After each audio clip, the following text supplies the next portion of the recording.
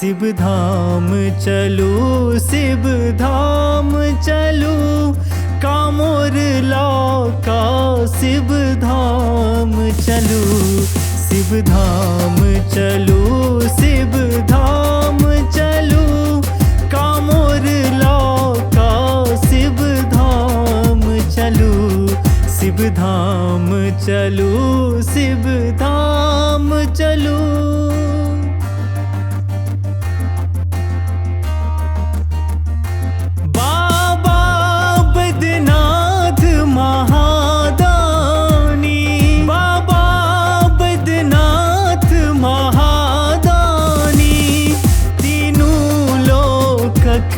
शंकर स्वामी तीनों लोकक शंकर स्वामी, मन सौ बैद्यनाथ के ध्यान धरू, मन सौ बैद्यनाथ के ध्यान धरू, शिव धाम चलू, शिव धाम चलू, शिव धाम चलू, शिव धाम चलू।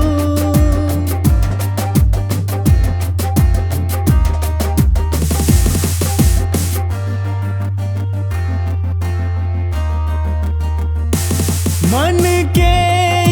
इच्छा सब पूर्ण करत, मन के इच्छा सब पूर्ण करत,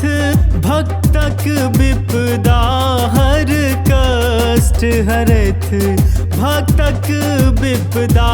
सब कष्ट हरत, हर हर बम बम सब जपत रहू, हर हर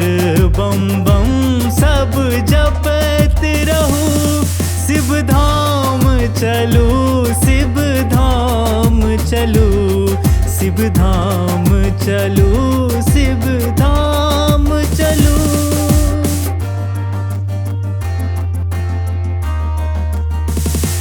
गंगा जल सरस चढ़ैब जखन, गंगा जल सरस चढ़ैब जखन, बुझब जीवन भेल सुफल तखन, बुझब जीवन भेल सुफल तखन, दर्शन सँ जीवन धन्य करू, दर्शन सँ जीवन धन्य करू, शिव धाम चलू, शिव धाम चलू,